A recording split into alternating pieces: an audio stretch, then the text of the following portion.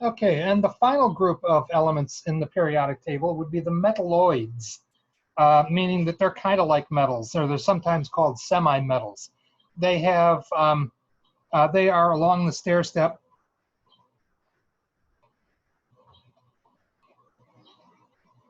over on the right-hand side of the periodic table.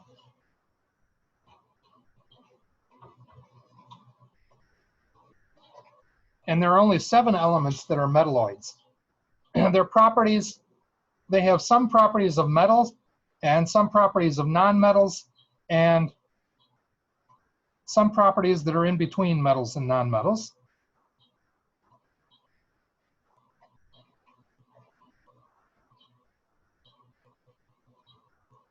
For one thing, they are moderate conductors of electricity.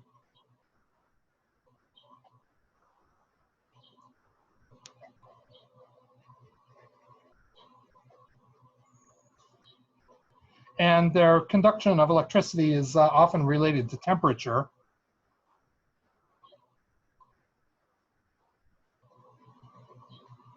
So it can get better or worse depending on the temperature. And this is why some of these elements are known as semiconductors.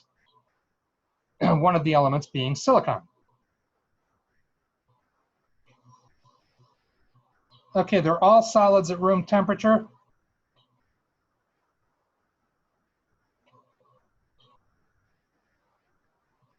But they're brittle, so that means they're not malleable or ductile.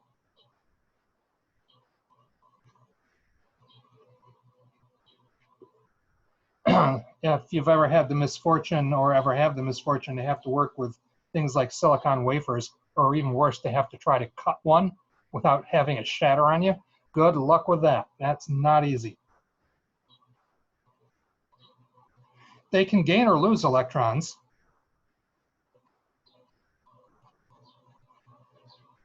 And generally, it depends on what they're reacting with. If they're reacting with metals, they'll gain electrons because metals don't want electrons very much. And that means that they'll form anions and lose electrons to nonmetals.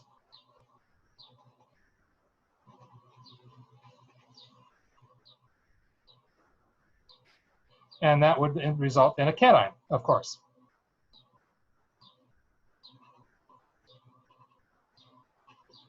And they can be shiny when they're in the right form. Silicon wafers are so shiny that they look like mirrors.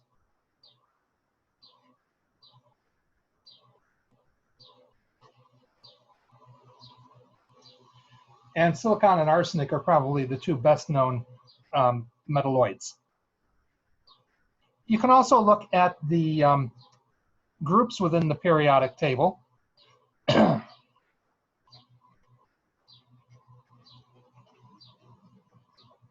Remember that the groups are the columns that go up and down.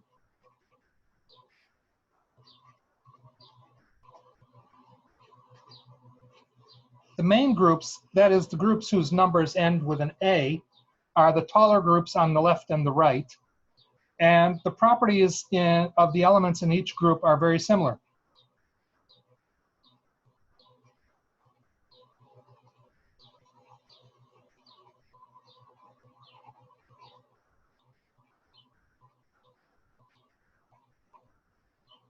And the properties vary predictably from one group to the next.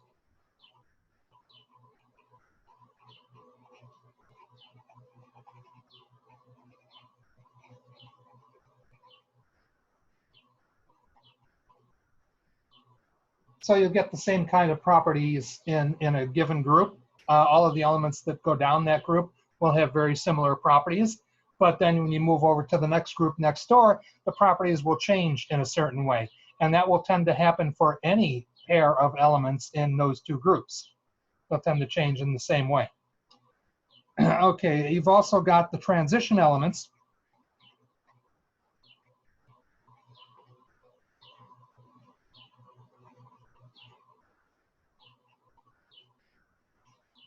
Those are the groups that have B at the end of their numbers. For one thing, all of the transition elements are metals. These are the shorter groups in the middle of the periodic table.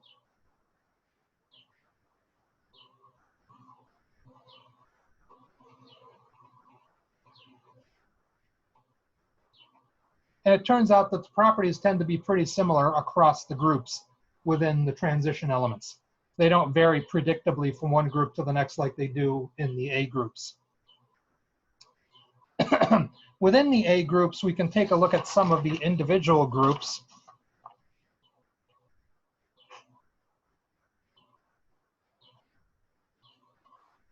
Group 1A is also known as the alkali metals.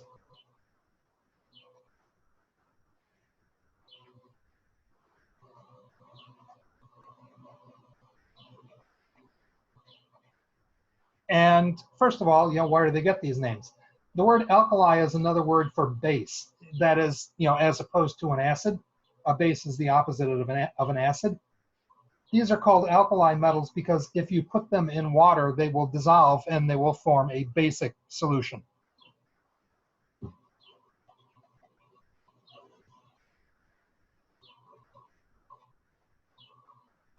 Okay, so that's where that name comes from. They are also relatively soft.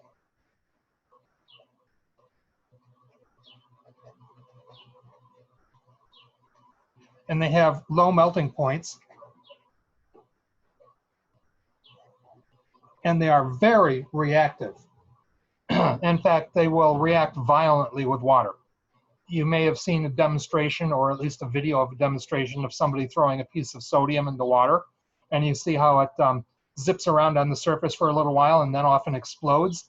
It's because the sodium, when it comes in contact with water, it starts producing hydrogen gas from the water, and it also forms sodium hydroxide, which is the base that the group gets its name from, or in this case. When this reaction is so exothermic, meaning it gives off so much heat that the hydrogen often ignites, and that's what the explosion is. There are some elements, though, down at the bottom of group 1, like cesium, that if you were to take a piece of cesium out of its isolated container, you wouldn't even make it to the water before the thing exploded. Just exposure to the moisture in the air would cause cesium to explode. And so, it can get even worse than sodium.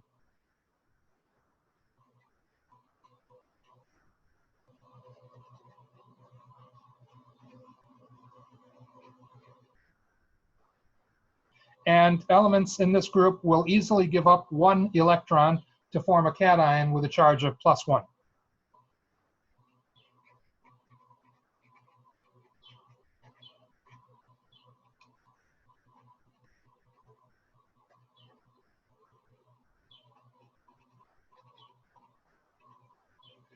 Group 2 is known as the alkaline earth metals, and there's that word again.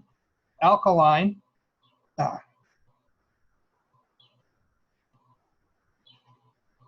means basic, as opposed to acidic, because these elements form bases in water too.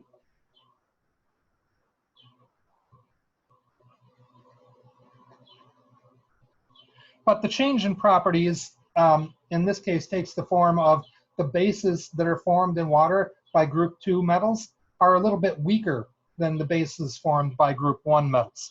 So they both form bases, it's just group 1 is stronger and group 2 is weaker.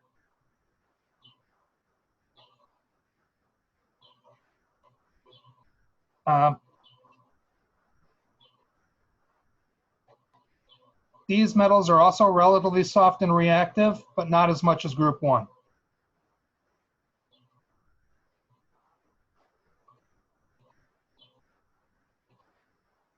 If you take something like calcium and put it in water, it will react fairly vigorously, but it will not explode. So, you can do that safely.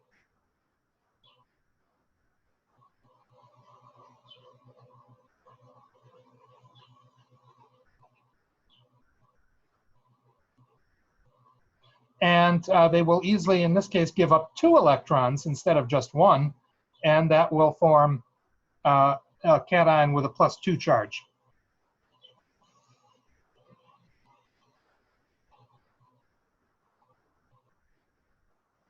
And some examples of these would be things like calcium and magnesium. And we'll skip over a few groups and go to group 7A. And these are known as halogens.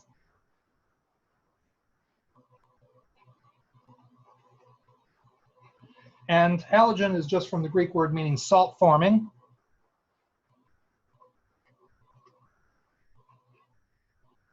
You notice that one of the elements in this group is chlorine, and it does indeed form salt with metals from group 1, like sodium chloride, among others. These are very reactive nonmetals.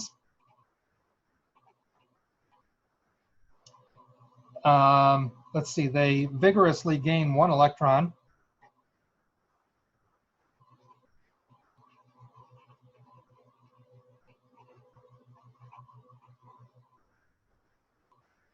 Which forms an anion with a charge of -1.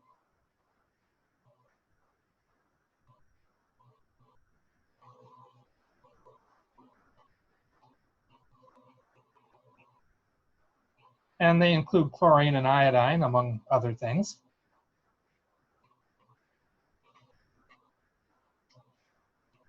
And then there's group 8A. These are known as the noble gases.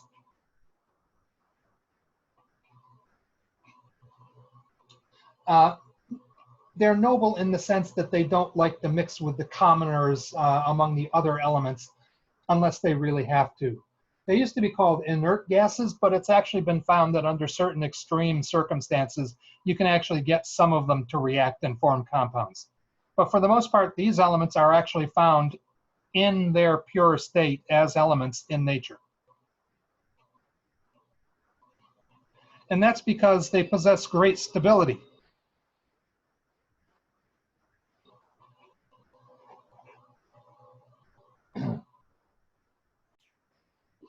They are stable and unreactive because they have very low energy in the state in which they're in, and that's really the ultimate goal of chemical reactions, is to go from a state of higher energy to lower energy. So things that already have low energy are stable, and the elements in this group are all stable because they have low energy. They're mostly unreactive. They form a few compounds under extreme circumstances. Because they are unreactive, they also form no ions. They're all gases. And some examples would be helium, neon, and a bunch of others. Okay, so that's kind of an overview of some of the important groups in the periodic table. Ion formation in the periodic table.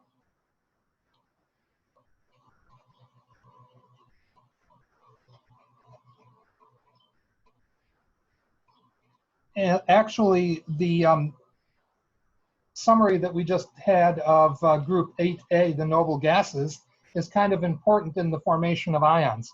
Because the noble gases are very stable and nature tends towards greater stability or lower energy, that means that basically all of the elements in the periodic table want to have the same number of electrons as one of the noble gases.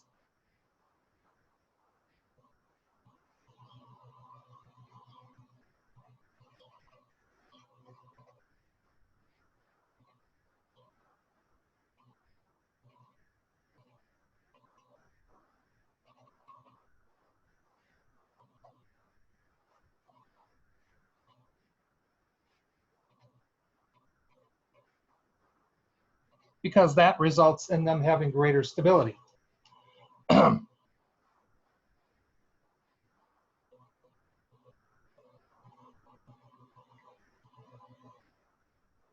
Okay, and they'll basically will gain or lose electrons as necessary to reach that point.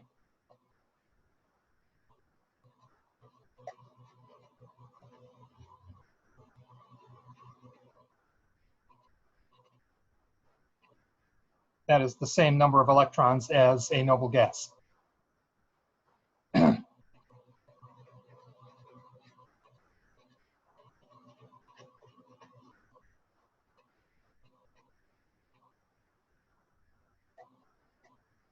And that usually is what they actually do, is usually whichever one of those two possibilities involves fewer electrons.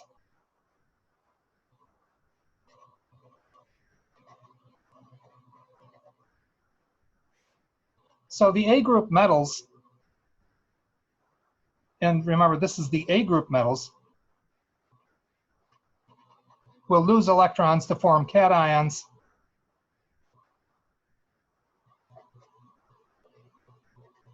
and those cations will have the same number of electrons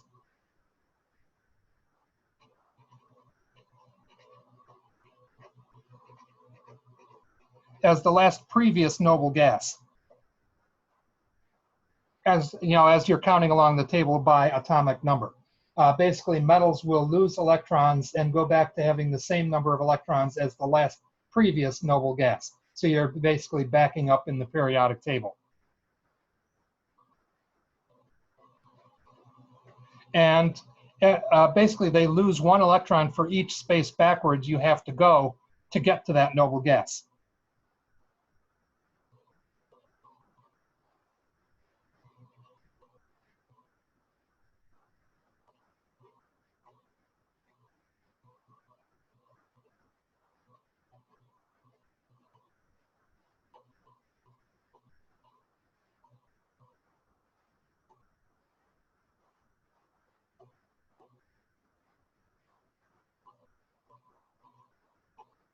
So if you have to back up one space, then you're losing one electron.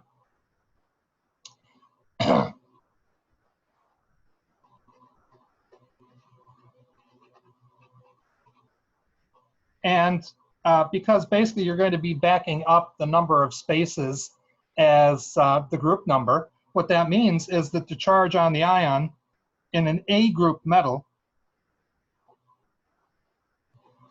will just be the group number. Okay, so a good example of that, calcium has 20 electrons because it's atomic number 20, so it has 20 protons and 20 electrons.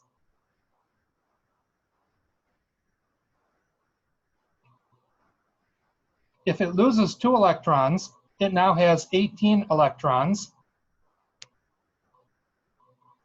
And that means it has same number of electrons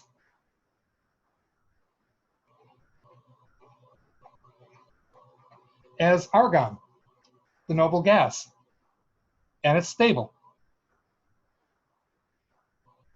Okay, so what calcium does is it forms an ion with a +2 charge and by giving off 2 electrons.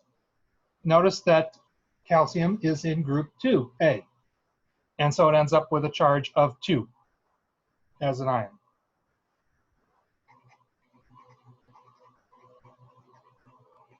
On the other hand, nonmetals, and this applies to all nonmetals because they're all in the A groups.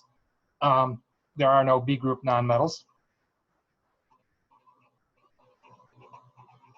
They gain electrons and they form anions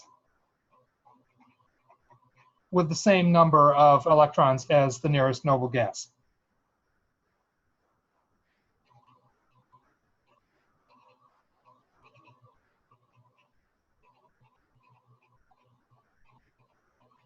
And in fact, the nearest noble gas for the nonmetals would be the next noble gas as you're counting along by atomic number. So if you're 2 spaces away from the next noble gas, that means that that element is going to form an ion by basically gaining 2 electrons, because you gain an electron each space you move left to right.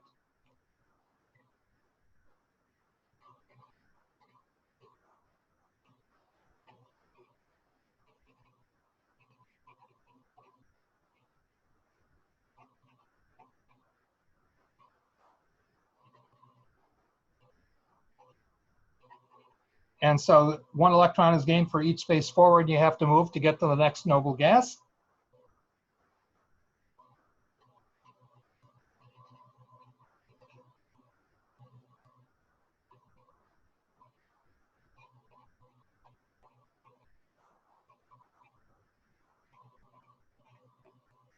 And so you can remember that the charge on the ion will be equal to the number of electrons gained, but it'll be negative because electrons are negative.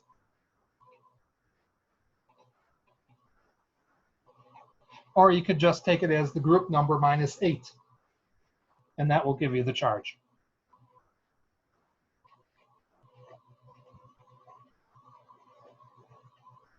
And if you look at oxygen, it's atomic number 8, meaning it has 8 electrons of its own.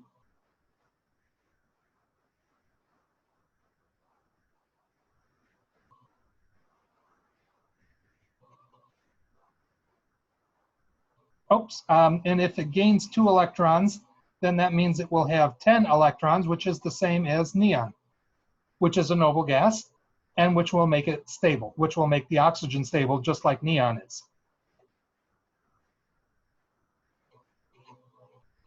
And that's how we get what's known as the oxide ion. Notice that the charge is minus 2. Oxygen is in group 6. And 6 minus 8 is what? Minus 2.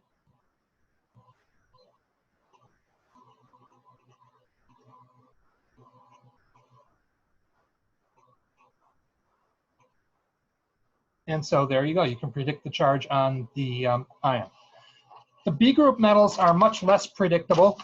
They form, and in fact, many of the B group metals will form more than one ion. That is, they'll form ions with more than one type of charge on them. And that makes them much less predictable. And so you pretty much just have to deal with them as you come to them.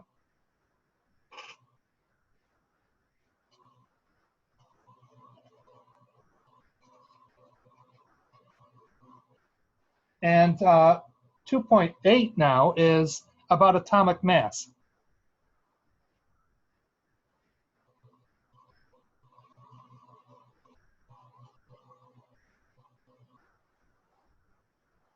And atomic mass is the mass that's in the periodic table, and it's actually just the average of the masses of all of the isotopes for a particular element.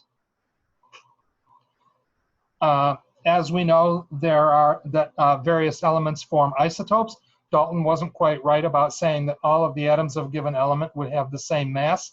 And so when we put an entry in the periodic table, we want it as much as possible to represent all of the atoms of that element.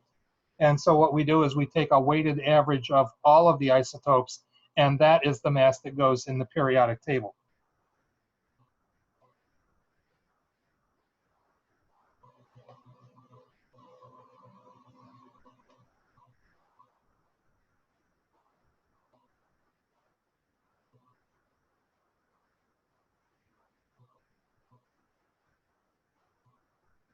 Okay, so you want the entry to represent all of the element, all of them.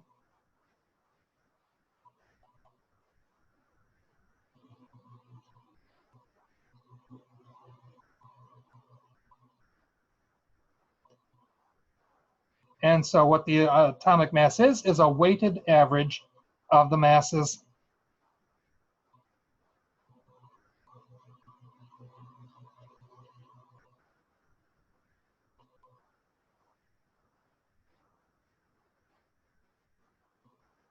of all of the isotopes of an element.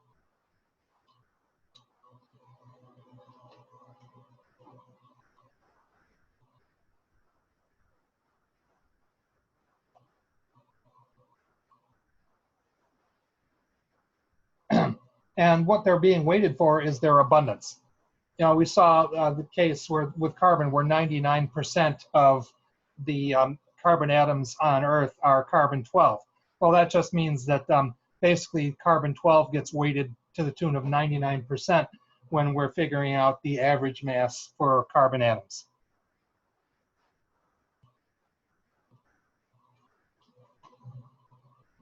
And an equation you can write as a summation over n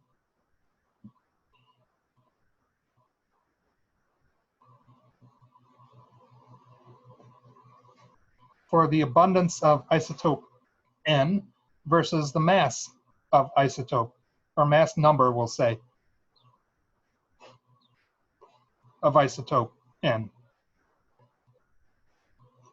That just means you take abundance times mass for each of the isotopes and add them all up.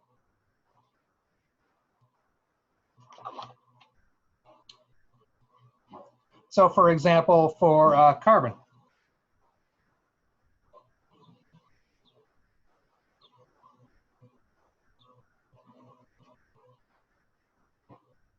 we saw that carbon-12 is 99% of all carbon.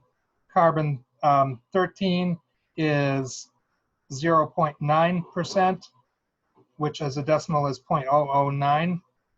And carbon-14 is 0.1%, which as a decimal is 0.001.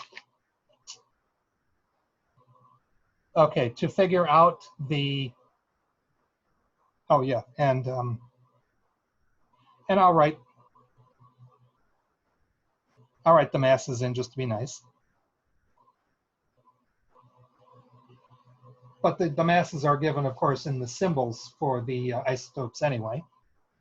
So the atomic mass of carbon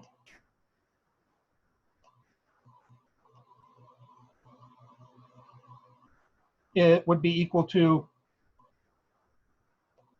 the mass of carbon-12 times the abundance of carbon-12 in its decimal form, which is 0.99, plus the mass of carbon-13 times the abundance of carbon-13 in its decimal form, plus the mass of carbon-14 times its abundance in its decimal form. And when you work this out a little more, you get 11.88 for the first term, 0.117 for the second term, plus 0.014 for the third term.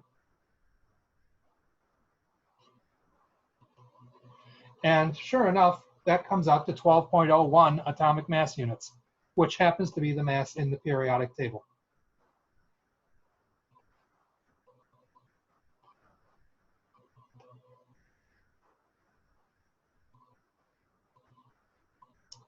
So that's how you can do it for any element, as long as you know the masses of the isotopes and their abundances. So it's not too bad.